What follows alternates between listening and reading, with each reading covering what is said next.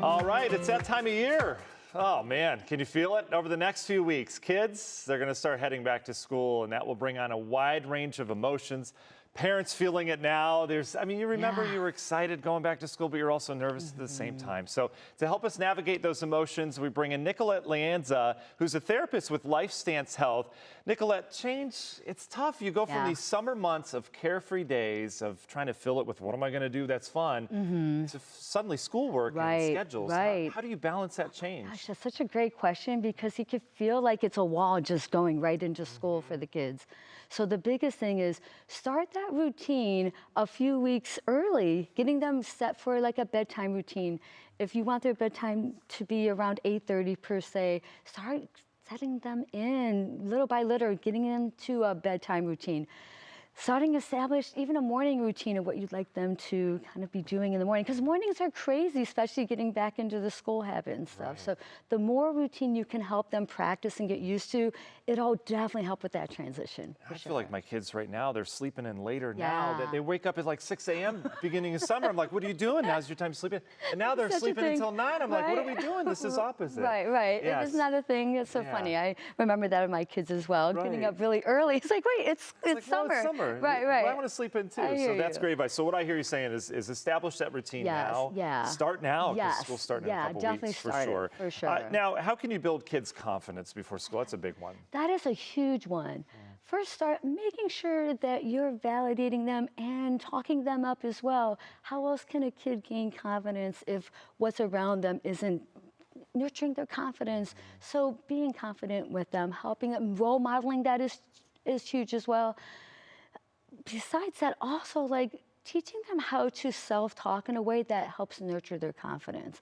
If you catch your child saying, I'm no good at this or I can't do it, pause them and help them reframe that thought. It does come back to their thoughts and how they're perceiving things about themselves. So the more you can help them with their own thoughts and that self-criticalness, the better they will with building their confidence. And also, it's hard when kids are especially the little ones, when they want to help you make brownies or whatever, and you're like, no, I'll do it, it's just easier if they want to help you. Right.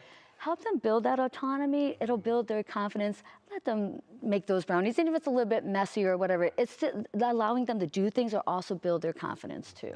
That's so funny, because Saturday morning I woke up and I was up before the family was up, naturally morning show. I was trying to make some muffins in the morning. And then my youngest joins me. He's like, can I help? And I'm like, we were flowing. But you let them flow. And that's how they build confidence. And that's it. That's one thing. The little tasks, when they feel like they accomplish it, that also builds the confidence too. So good for you for letting them help with the muffins, even though you're like, I just want to get these done. Right, for sure. Now, how can you tell the difference? So a lot of kids have nerves, right? And parents do too. We'll talk about that in a second. But how can you tell the difference between just nerves of going back to school and something more serious like anxiety or depression? Right. Okay. That's a key question. So oftentimes, just the basic back to school nerves, you're going to see that closer as they get back to school. A little bit more jitteriness, nervousness, maybe a little bit more clingy. So it's usually situational around back to school.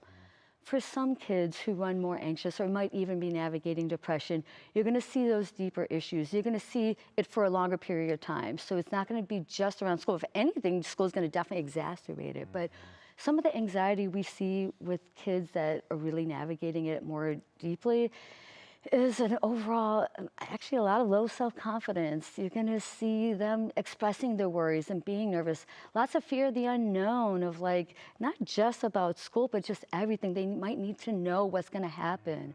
Lots of physical complaints too, more tummy aches, headaches, things like that. I think that's a big key factor too that might be showing there's something else going on. Yeah, great advice. All right, now what can us parents do? Parents obviously getting back into routine, feeling anxiety too. How can we cope with that? Role model how to navigate anxiety. Okay, so your kids know how to do it, but how to role model it. Find your own coping skills. What works for you? Do you need to take a breath and slow down? You know, there's lots of apps that help with anxiety too. Use our technology to help with that. You know, finding your own coping skills, slowing down, making sure you're role modeling it, because if we're anxious, our kids are going to be anxious too. So really do your best to kind of get a hold of yourself. I actually say that there's 3 things, or actually 9 things that one can do to help with anxiety. It's 3 things you can do to help soothe your body, breathing, relaxing it. 3 things you could do to distract your mind away from the anxious thoughts. Maybe you're going and drawing or writing, things like that. Then 3 things you can tell yourself to help soothe your anxiety and your worried thoughts too. Yeah, so important to know those things in advance. Maybe take some time to journal or put it on paper. That's it. All right, last question I have for you. How can we get our kids, once they're in school, to open up about their days? My daughter comes home and says it was fine. Right. I want more than that. Right. Don't ask just the general question, how was school today? It was fine, right? Don't ask just a closed-ended question of yes or no. What did you like about your school day today? What's one thing you did with your friends today? What's one thing you learned today? It's ask those open-ended, more specific questions, and that'll draw them out. Awesome. You know, what did you eat for lunch? If they didn't bring their lunch, what lunch did they eat? Donuts. It's also, It's great. I love donuts for sure. For sure. But don't ask those closed-ended. Make sure they're open-ended questions. Awesome. Well, Dr. Nicholette Yes. Leanza, Oh my thank gosh, you so you're a much. great man. Great Thank advice. you. Love talking to you about Yes. that. Parents, buckle up. It's coming around the Yep. corner, but hopefully this advice will help you get through the beginning of the school year. Thank you so much. You're great. Thank you.